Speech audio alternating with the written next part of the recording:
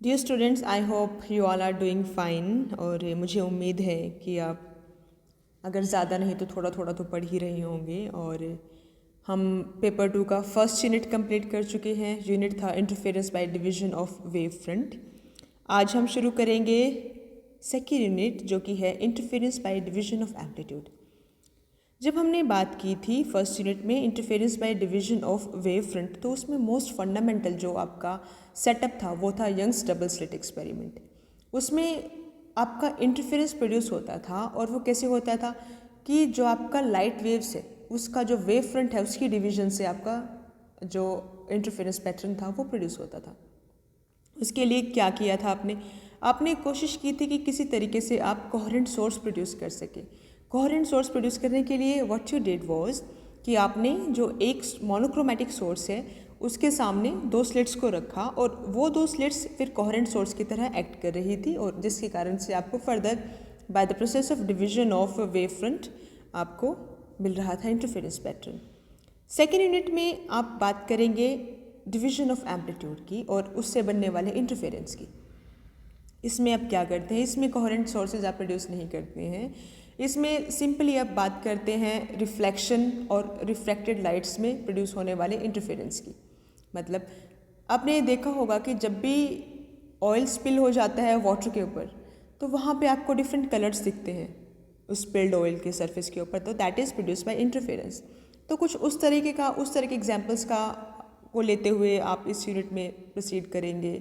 आप इसको समझेंगे कि किस तरीके से उसमें इंटरफेरेंस पैटर्न प्रोड्यूस होता है, किस तरीके से आपकी जो वेव्स है वो कंस्ट्रक्ट और डिस्ट्रक्टिव इंटरफेरेंस की कंडीशंस है उनको सेटिस्फाई करती हैं। तो ये सब है जो आप इस यूनिट में पढ़ने वाले हैं। तो फर्स्ट आपका जो एग्जाम्पल है that is interference by a plane parallel film illuminated by a plane wave. दो चीज़ें हैं इसमें। एक तो पहली बात आप स्टडी कर रहे हैं प्लेन पैरेलल थिन फिल्म्स को, ठीक है, that is your first thing. Second thing is कि वो जो थिन फिल्म है the film is illuminated by a plane wave. Plane wave मतलब कि आपका जो वेव है वो उसके ऊपर नॉर्मल इंसिडेंस पे है, जैसे कि आपका फिगर 1 में दिखा रखा है। तो इसको समझते हैं कि क्या हुआ। First is the normal incidence condition. और प्लेन वेव का मतलब ये भी है कि जो आपका जो वेव फ्रंट है, जो आपकी वेव प्रोड्यूस हो रही है उसका जो वेव फ्रंट है that is plane, that is a plane.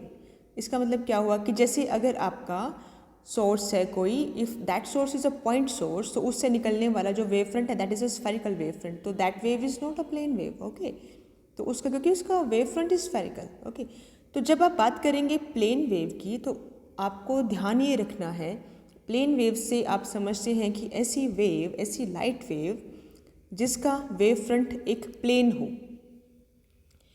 तो दो चीज़ें हैं, पहली चीज़ कि आप बात कर रहे हैं प्लेन पैरेलल थिन फिल्म्स की। सेकंड बात आप कर रहे हैं इन फिल्म्स को आप स्टडी कर रहे हैं किस तरीके से, by illuminating a light and that line have a plane wave. और उसमें फर्दर आप दो केसेस स्टडी कर रहे हैं कि क्या होगा अगर आप उस प्लेन वेव की लाइट को इस फिल्म के ऊपर नॉर्मल इंसिडेंट कराएं, दैट इज़ योर केस 1।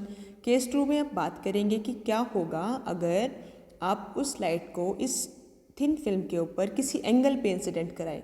तो oblique incidence and normal incidence की कंडीशंस में आप ये देखना चाहते हैं कि प्लेन के पैटर्न किस तरीके से बनते हैं, प्लेन में इस थिन फिल्म में इंटरफेरेंस पैटर्न किस तरीके से प्रोड्यूस होते हैं। तो ये सब डिस्कशन है जो अब हम करने वाले हैं। तो फर्स्ट केस आप लेंगे नॉर्मल इंसिडेंस। अब उसके लिए क्या है, आपने क्या लिया, एक थिन ट्रांसपेरेंट फिल्म ली।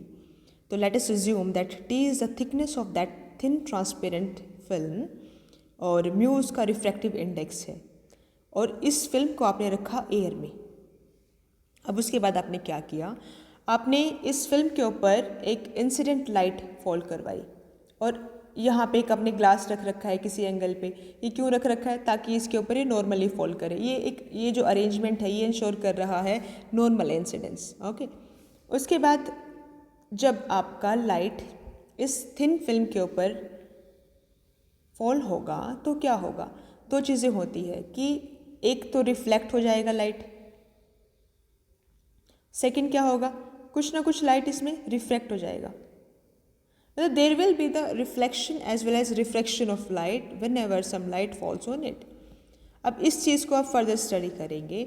और तो लाइट दो पॉइंट्स पे हो रहा है कि एक इस पॉइंट पे आपका रिफ्रैक्शन एंड रिफ्लेक्शन होगा, कि एक अपर सरफेस पे रिफ्लेक्शन एंड रिफ्रैक्शन होगा, and there will be some reflection at lower surface as well. तो उसके बाद जब ये रिफ्लेक्टेड वेव्स बाहर आएंगी तो आप यहाँ पे एक फोटोग्राफिक फिल्म रखते हैं जिसके ऊपर आप इंटरफेरेंस पैटर्न को स्टडी करते हैं, जिसके ऊपर आपका इंटरफेरेंस पैटर्न प्रोड्यूस होता है। Then you further study it. Okay, तो इस तरह का अरेंजमेंट है जो आप इस प्रोसेस को स्टडी करने के लिए यूज़ करते हैं। तो that is your experimental setup. This is very simple.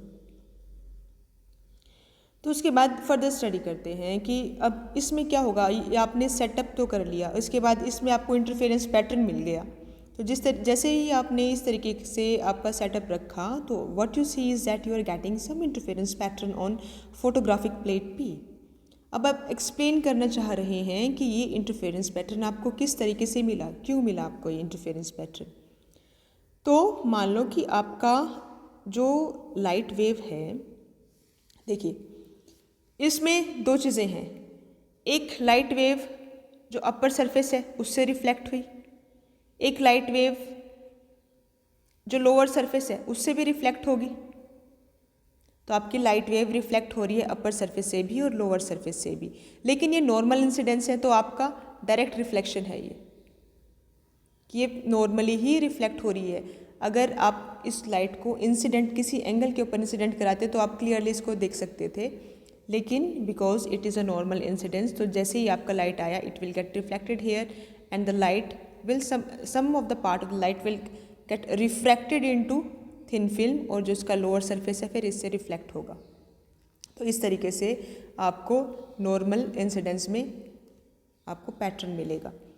अब इस चीज़ को फर्दर स्टडी करने के लिए आपने क्या किया, you have consider two lines, एक डॉटेड लाइन, एक आपने सॉलिड लाइन ली है। क्या है ये solid line and dotted line?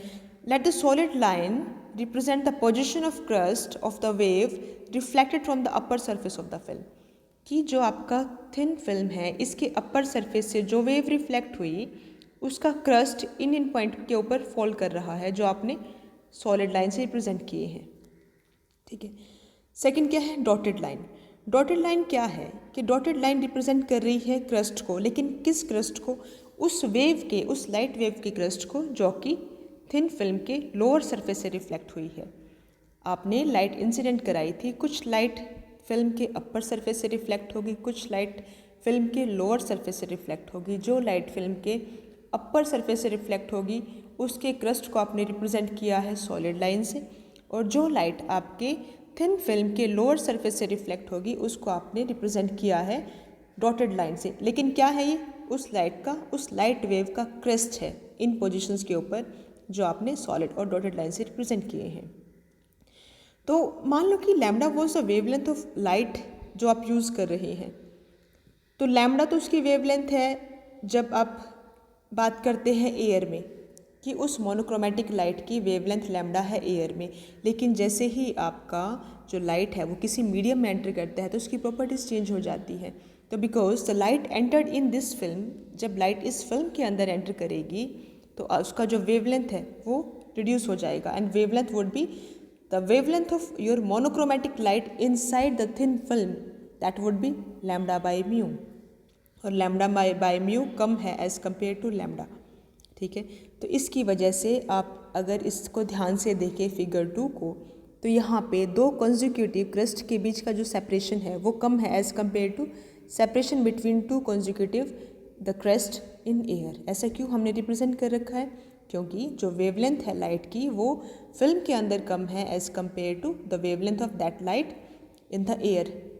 और क्यों कम हो गई वो? क्योंकि फिल्म का रिफ्रैक्टिव इंडेक्स एयर के रिफ्रैक्टिव इंडेक्स से ज़्यादा है, तो उसकी प्रॉपर्टीज़ को चेंज कर देगा, वो उसकी वेवलेंथ को कम कर देगा। हैविंग सेड दैट, अब इसमें एक और चीज़ हो रही है।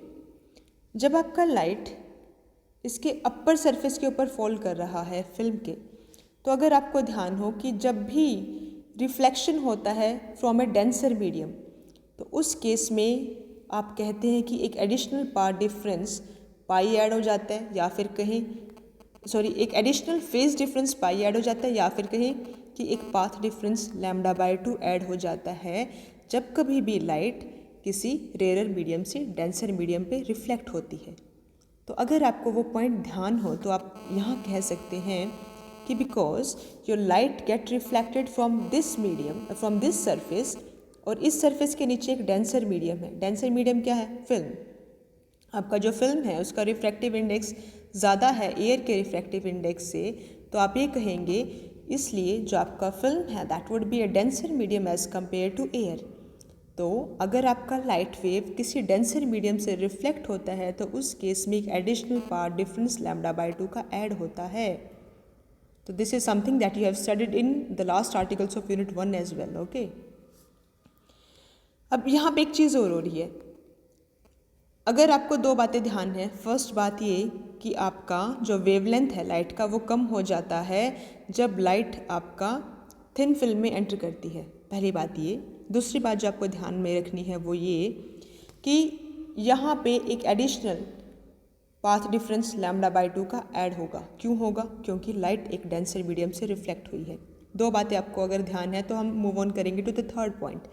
थर्ड पॉइंट क्या है कि आपने लाइट को नॉर्मल इंसिडेंट करा रखा है।